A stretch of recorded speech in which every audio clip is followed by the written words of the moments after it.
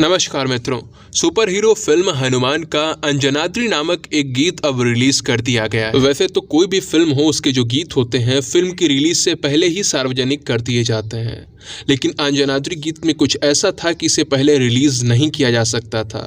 ये फिल्म के लिए ठीक नहीं रहता क्योंकि इस गीत में स्पॉइलर है।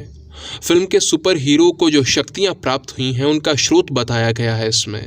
गीत का आरंभ हनुमान जी के जन्म से होता है। माता अंजनी जी का पुत्र प्राप्ति के लिए तपस्या करना, फिर हनुमान जी का जन्म, उसके बाद सूर्य को फल समझकर उसे खाने के लिए हनुमान जी का आकाश की ओर उड़ान भरना, इंद्र द्वारा प्रभु श्री हनुमान जी पर वज्र प्रहार, यहाँ तक की कथा शुद्ध इतिहास है।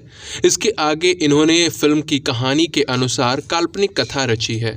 दिखाया गया है कि इंद्रदेव के वज्र प्रहार से हनुमान जी की हनु टूट जाती है और उससे रक्त की एक बूंद निकलती है जो सागर में जाकर किसी सीप में पहुंच जाती है और वहां वो एक मणि का रूप ले लेती है जिसे रुधिर मणि नाम दिया गया है। ये मणि अब किसी की प्रतीक्षा कर रही है जो उसे ले जाएगा। अब आप सोचो, यदि ये गीत आरंभ में ही रिलीज कर दिया जाता तो स्पॉइलर हो जाता, लोगों को पहले ही पता चल जाता कि सुपर हीरो को शक्तियां आखिर कैसे मिलेंगी। और मित्रों, ये जो मणि का जो सिद्धांत इन्होंने दिखाया है, मेरे दृष्टिकोण से ये फिल्म का सबसे नकारात्मक पक्ष है। क्या अंतर रह गया पाश्चात्य संस्कृति के सुपर हीरोज में और एक भारतीय सुपर हीरो में? वो लोग मकड़ी से कटवा कर शक्ति दिलवा देते हैं, तो कभी ब्रह्मांड के पावरफुल स्टोन्स की परिकल्पना दिखाई जाती है जो किसी को भी शक्तिशाली बना दें। कभी एक्सपेरिमेंट फेलियर से शक्तियां आ जाती हैं।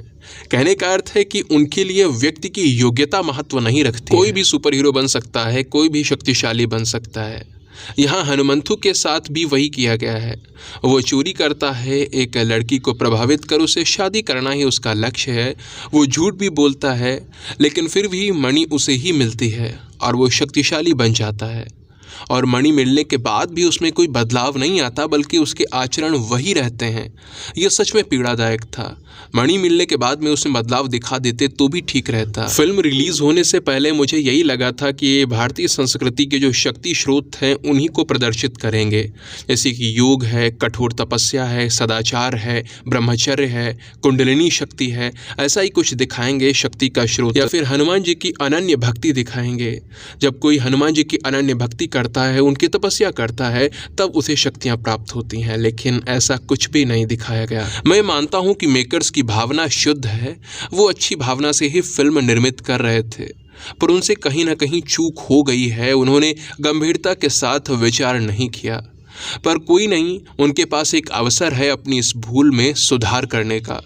वो अवसर है इसका दूसरा भाग जय हनुमान, जो कि 2025 में रिलीज किया जाने वाला है। ये लोग चाहें तो हनुमंतु की योग्यता के विषय में दूसरे भाग में बता सकते हैं और जो भी भूल हुई है उसे ठीक कर सकते हैं। अब वो ऐसा करते हैं या नहीं, ये तो 2025 में ही पता चलेगा। पर मैं बार बार हर वीडियो में इसके बारे में बोलता हूँ। ये इसलिए करता हूँ ताकि काश कोई एक वीडियो मेकर्स तक पहुँच जाए और वो इसमें सुधार कर लें, क्योंकि मुझे आशा है, इन्हीं से आशा है कि ये ऐसा कर सकते हैं, क्योंकि इनकी भावना शुद्ध है। इनसे भूलवश ऐसा हुआ है। यदि हिंदी फिल्म इंडस्ट्री की ओर से ऐसा कुछ किया गया होता, ऐसी फिल्म बनाई गई होती, तो मैं सिर्फ और सिर्फ आलोचना करता, क्योंकि वो सुधार करेंगे ऐसी आशा उनसे की ही नहीं जा सकती। वो तो भारतीय संस्कृति को अपमानित करने में सर्वप्रथम रहते हैं, तो उनसे ऐसी आशा नहीं कर सकता। लेकिन ये एक तेलुगु फिल्म है और प्रशांत वर्मा जी से मुझे आशा है कि वो सुधार कर सकते हैं, इसीलिए मैं बोलता हूँ। मित्रों, इस पूरे विषय पर आपके क्या विचार हैं वो आप नीचे कमेंट सेक्शन में लिखकर बता सकते हैं। वीडियो को अंत तक देखने के लिए आप सभी का बहुत बहुत धन्यवाद। जय सिया राम, जय मां भारती।